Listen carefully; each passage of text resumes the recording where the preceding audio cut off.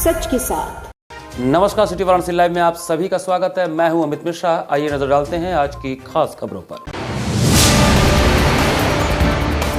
घोसी विधानसभा seat के उपचुनाव में सपा प्रत्याशी की जीत पर कांग्रेस ने मनाया जीत का जश्न। प्रदेश अध्यक्ष अजय राय ने भाजपा पर कसा तंज।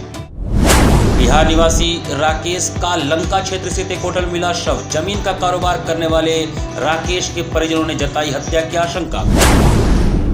गुरुवार को भी रहा श्री कृष्ण जन्माष्टमी का धूम। जगह जगह प्रभु श्री कृष्ण का हुआ जन्मोत्सव। ब्रजधाम सा प्रतीत हुई काशी। और गंगा के जलस्तर में आई कमी के चलते घाटों की लौटी रौनक। घंटे घड़ियाल से गूंजे घाट। और अब समाचार विस्तार से। घोसी सीट पर आईएनडीआई गठबंधन से सपा प्रत्याशी सुधाकर सिंह के रिकॉर्ड मतों से जीत हासिल करने पर विपक्ष में खुशी की लहर दौड़ पड़ी। उत्तर प्रदेश विधानसभा की घोसी सीट के उपचुनाव में आईएनडीआई गठबंधन से सपा के प्रत्याशी सुधाकर सिंह के रिकॉर्ड मतों से जीत से विपक्ष में खुशी का माहौल है। बीजेपी प्रत्याशी दारा सिंह चौहान की हुई करारी हार और सपा के सुधाकर सिंह की जीत पर वाराणसी में कांग्रेस पार्टी ने जनता का आभार व्यक्त किया। कांग्रेस के प्रदेश अध्यक्ष अजय राय ने सुधाकर सिंह की जीत पर हर्ष व्यक्त करते हुए समाजवादी पार्टी के साथ आईएनडीआई गठबंधन को बधाई दी।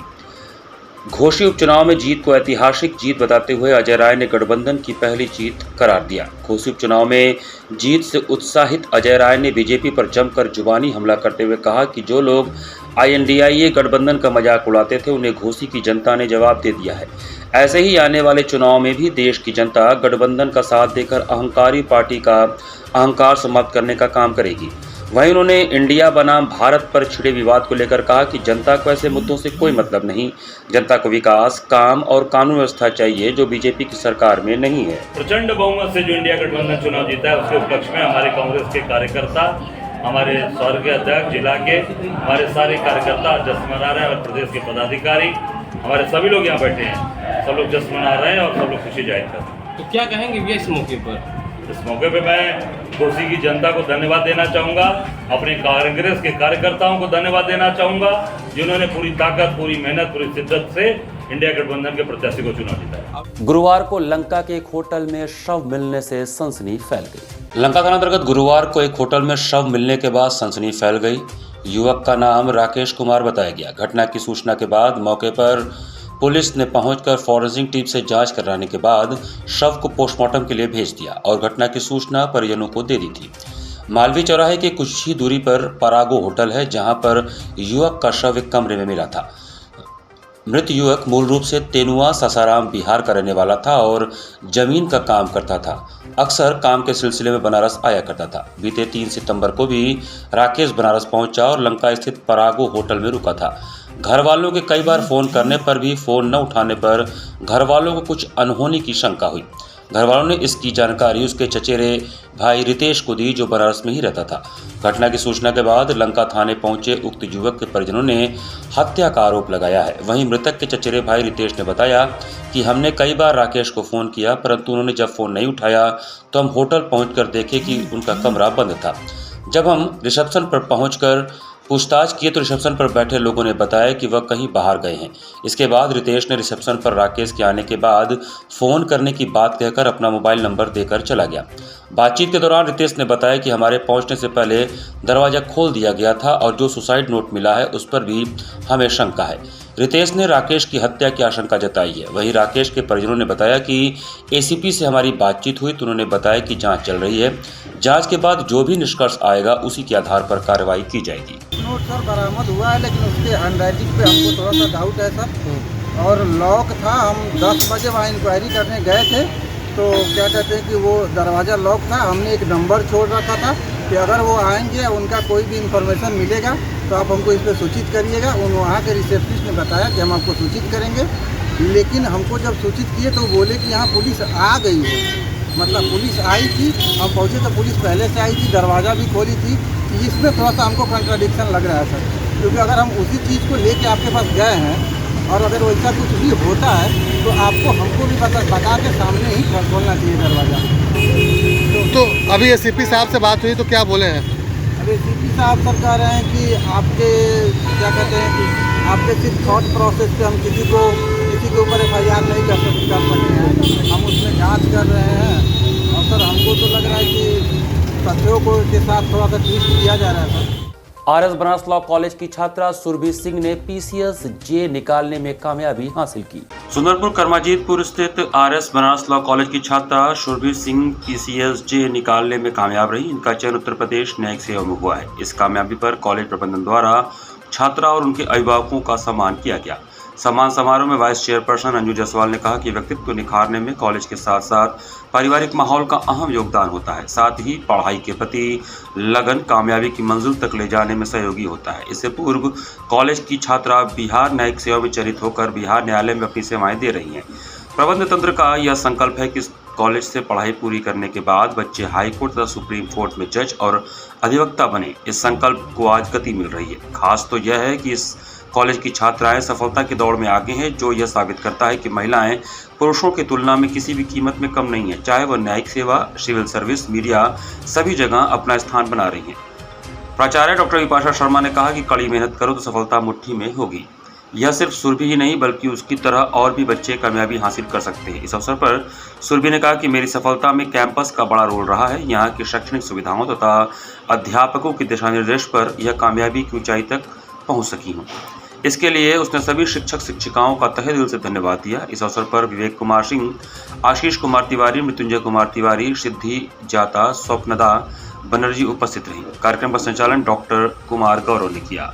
हापुड़ में पुलिस द्वारा अधिवक्ताओं पर किए गए बर्बरतापूर्वक व्यवहार के विरोध में तहसील राजा तालाब के अधिवक्ताओं ने न्यायिक कार्य से विरत रहते हुए तहसील पर जमकर नारेबाजी की। यूपी के हापुड़ में पुलिस की ओर से अधिवक्ताओं पर की गई बर्बरता से नाराजगी है। पीएम मोदी के संसदीय क्षेत्र वाराणसी में भी लगातार बढ़ रही दुर्व्यवहार की घटनाओं के विरोध में तहसील राजा तालाब के अधिवक्ताओं ने न्यायिक कार्य से विरत रहते हुए तहसील में प्रदर्शन कर नारेबाजी किया। SDM को ज्ञापन देकर इस प्रकार की घटनाओं पर अंकुश लगाने की मांग की गई है। तहसील बार एसोसिएशन के नेतृत्व में अधिवक्ताओं ने प्रदर्शन कर नारेबाजी की। इसके पहले अधिवक्ताओं ने सदन की बैठक आहूत कर संपूर्ण दिवस न्यायिक कार्य से विरत रहने का पर सर्वसम्मति से प्रस्ताव पारित किया।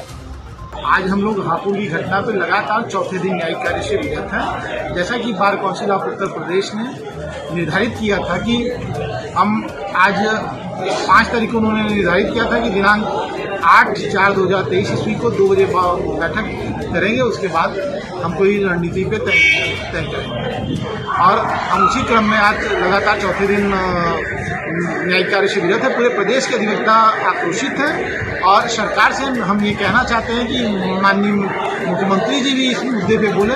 हमारी जीत क्रमवार होना शुरू हुआ है। पहला जीत हुआ CO के साथ साथ 100 पुलिस वालों के ऊपर FIR दर्ज हुआ। SIT में एक न्यायिक अधिकारी आ गए हैं, जबकि हमारे बार काउंसिल की मंशा थी कि न्यायिक अधिकारी के साथ साथ बार का भी कोई सदस्य होना चाहिए। तो हम जीत की तरफ अग्रसर हैं और इसी तरीके हम लोग हापुड़ के अधिवक्ताओं के साथ हैं। राजा तालाब के ग्राम चायत कचनार में कर्मचारियों की लापरवाही से कूड़े का अंबार लग गया है। राजा तालाब के पास चायत कचनार के कर्मचारियों की लापरवाही से कूड़े का अंबार लग गया है। इससे कचनार पंचकोशी पथ के आसपास रहने वाले लोगों को परेशानी का सामना करना पड़ रहा है। भयंकर दुर्गंध ने लोगों का जीना मुश्किल कर रखा है। बारिश में तेज हवा के साथ कूड़ा व गंदगी लोगों के घरों में जा रहा है।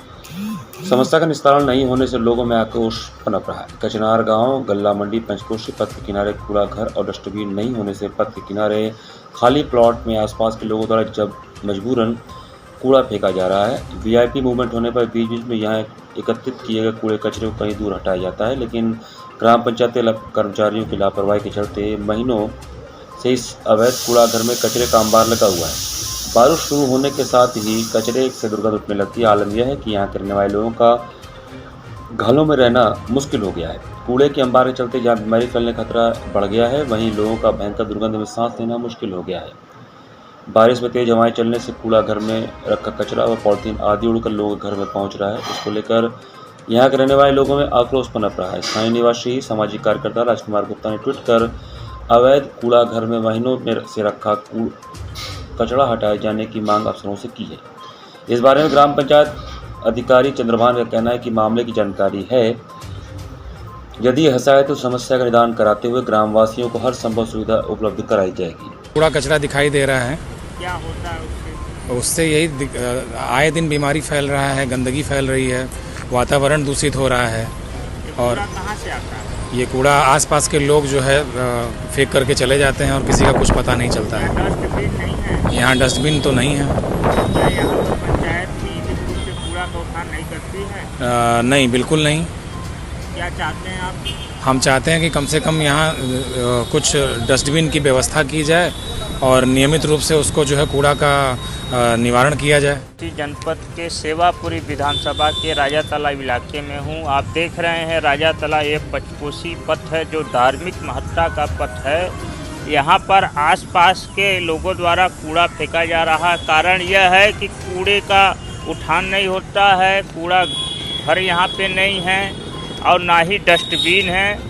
इस समय महामारी पनप रही है, डेंगू फैल रहा है, संक्रामक बीमारियां फैल रही है। स्थानीय कर्मचारियों को कई बार सूचित किया गया, पत्रक भी दिया गया कि इस समस्या का अस्थायी समाधान किया जाए। प्रधानमंत्री जी का स्वच्छ भारत मिशन की अगर आपको वानगी देखनी है तो राजा तालाब इलाके में आके देखें किस तरह उनके स्वच्छ भारत मिशन की धज्जियाँ उड़ाई जाएगी। यहाँ पर वक्त चला छोटे से ब्रेक का। बने रहिए सिटी वाराणसी लाइव के साथ। वाराणसी लाइव, सच के साथ। 24 घंटा में वो लड़का अगर हमरा ना मिलल तो सारा शहर के आग लगा दे।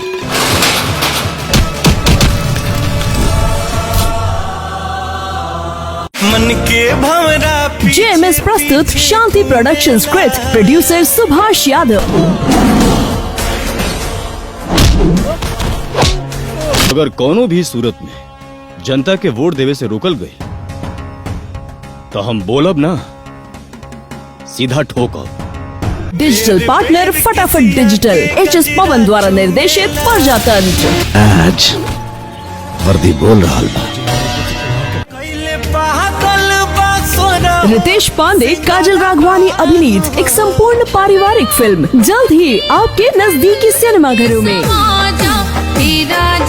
प्रजातंत्र, producer Subhash Yadav, digital partner फटाफट डिजिटल, HS पवन द्वारा निर्देशित और रितेश पांडे, आराधना मिश्रा और कल्पना जी के सुरीले गानों से सजी एक संपूर्ण पारिवारिक film. I am a student of Jeevandeep Mahavidyalaya. I am proud of Mahavidyalaya for excellent faculty, best support and best infrastructure and best place. I am a student of Jeevandeep Mahavidyalaya. I am proud of Mahavidyalaya for excellent faculty, best support and best infrastructure and best place. I am a student of Jeevandeep Mahavidyalaya. I am proud of Mahavidyalaya for excellent faculty, best support and best infrastructure and best. 24 घंटा में वो लड़का अगर हमरा ना मिलल तो सारा शहर के आग लगा दे।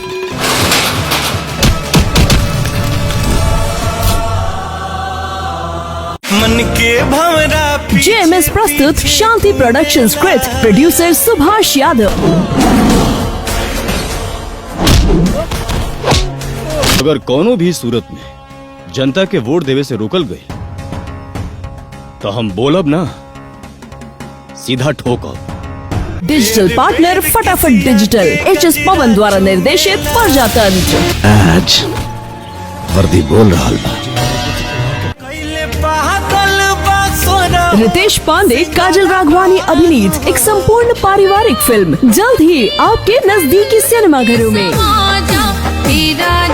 प्रजातंत्र, producer Subhash Yadav, digital partner फटाफट डिजिटल, HS पवन द्वारा निर्देशित और रितेश पांडे, आराधना मिश्रा और कल्पना जी के सुरीले गानों से सजी एक संपूर्ण पारिवारिक फिल्म। वाराणसी लाइव, सच के साथ। ब्रेक के बाद आपका स्वागत है।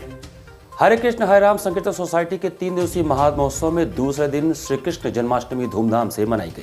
हरे कृष्ण हरे राम संकीर्तन सोसाइटी के 3 दिवसीय श्री कृष्ण जन्माष्टमी महामहोत्सव के दूसरे दिन गुरुवार को समारोह का प्रथम चरण ब्रह्म मुहूर्त में 5:35 पर श्री मंगला आरती संसार दावानल लीढ़ लोक त्रणाय कारुण्य घना घनत्वम से प्रारंभ हुआ, जिसके माध्यम से प्रेरणा स्रोत श्री प्रभुपाद जी की वंदना की गई। अर्चन पुजारी संजय प्रभु जी द्वारा किया गया। हरे कृष्ण महामंत्र से पूरे भक्तजन स्वयं को श्रीधाम वृंदावन में उपस्थित समझ रहे थे। समारोह का द्वितीय चरण सायकाल 6 बजे तुलसी महारानी की आरती गायन मातृशक्ति प्रभारी प्रियंका केसरी की आरती से प्रारंभ हुआ। तत्पश्चात चैतन्य महाप्रभु की गौर आरती राघवेंद्र प्रभु द्वारा गायन एवं हरे कृष्ण महामंत्र पर पूरा माहेश्वरी भवन कृष्णमय हो गया। बाल गोपाल भक्त शंभु रतन एवं कार्तिकेय प्रभु ने नृसिंह वंदना कर सभी का मन मोह लिया। तत्पश्चात श्री राधा गोविंद की सेवा में गुलाब प्रभु द्वारा आज मेरे अंगना में आओ नंदलाल, राघवेंद्र द्वारा स्वागतम कृष्ण सुस्वागतम कृष्ण, प्रियंका माता द्वारा मोर मुकुट मकराकृत कुंडल गल वैजंती माला, साथ ही रजनी माता के भजनों की प्रस्तुति हुई, जिस पर भक्तगण भाव विभोर होकर नृत्य कर रहे थे, जिससे माहेश्वरी भवन का प्रांगण ब्रिजधाम के रूप में प्रतीत हुआ। हरे कृष्ण महामंत्र संकीर्तन में भक्तगण झूमते नाचते स्वयं को वृंदावन धाम में महसूस कर रहे थे। भगवान श्री कृष्ण के बाल रूप श्री लड्डू गोपाल का दूध, दही, शहद, गंगा जल इत्यादि से सोसाइटी के भक्तों द्वारा अभिषेक किया गया। तत्पश्चात अन्य श्रद्धालुओं द्वारा अभिषेक कर भगवान लड्डू गोपाल का अर्चन पूजन किया गया।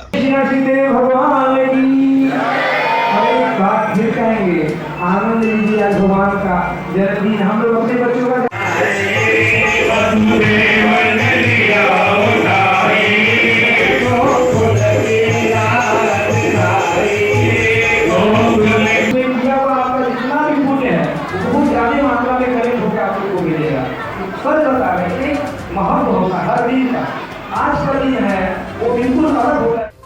मच्छोदरी स्थित श्री स्वामी नारायण मंदिर में गुरुवार को गोपाल जी के जन्म दिवस पर हर्षोल्लास के साथ सोहर गीतों की गूंज उठती रही।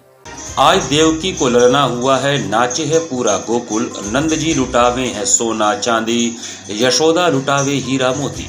मच्छोदरी स्थित श्री स्वामी नारायण मंदिर में लड्डू गोपाल के जन्म पर ऐसे ही सोहर गीतों से रात भर गुंजायमान रहा।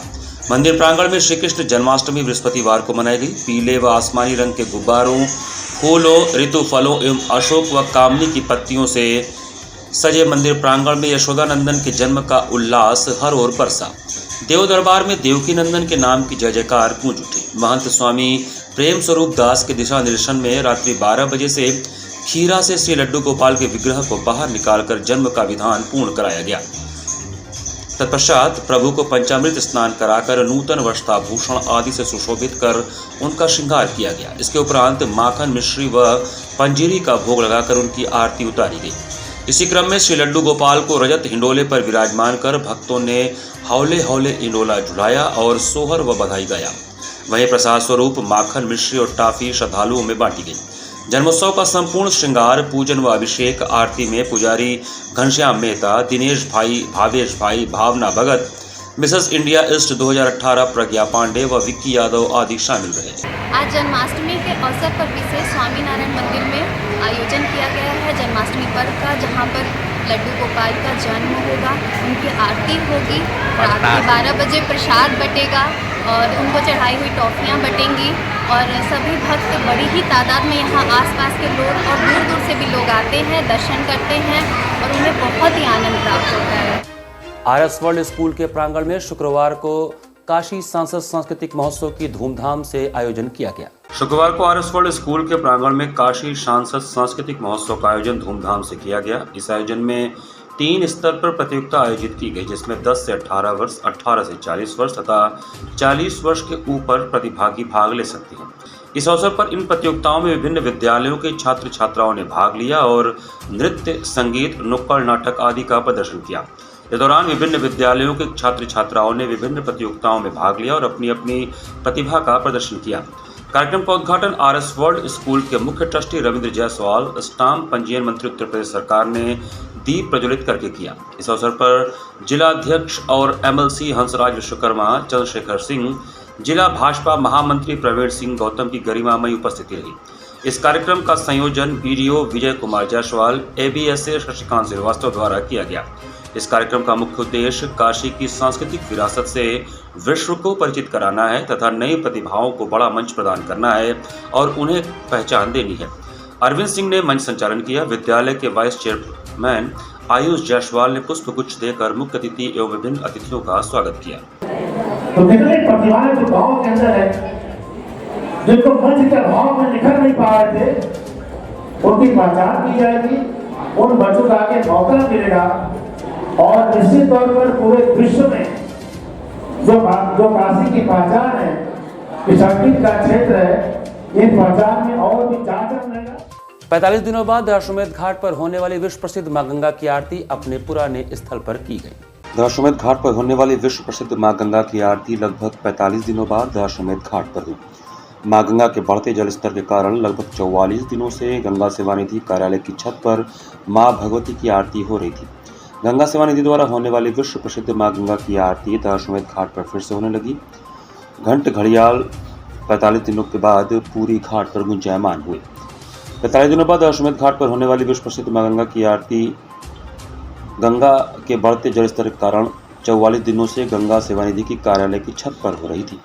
घाटों की लौटी रौनक से देश विदेश से आए पर्यटक और श्रद्धालुओं के चेहरे पर खुशी दिखी। इस दौरान गंगा सेवा निधि के अध्यक्ष सुशांत मिश्रा, कोषाध्यक्ष आशीष तिवारी, सचिव हनुमान यादव समेत बड़ी संख्या में श्रद्धालु मौजूद थे। अभी जो है वो हर वर्ष की बात है, इस वर्ष भी जो है वो बाढ़ की स्थिति थी और मां गंगा का जो जल स्तर वो काफ़ी बढ़ चुका था, जिसको देखते हुए और सुरक्षा के दृष्टि से देखते हुए जो मां गंगा की आरती का स्थान है वो परिवर्तित कर करके गंगा सेवा निधि कार्यालय के छत के ऊपर संपन्न हो रही थी आरती।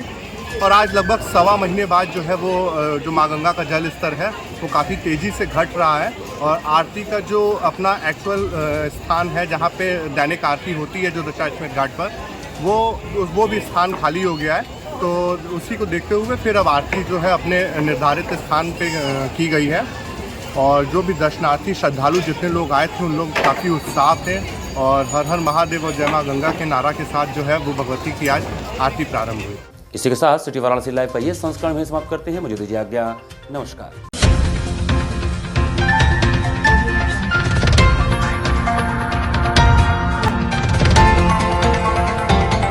वाराणसी लाइव, सच के साथ।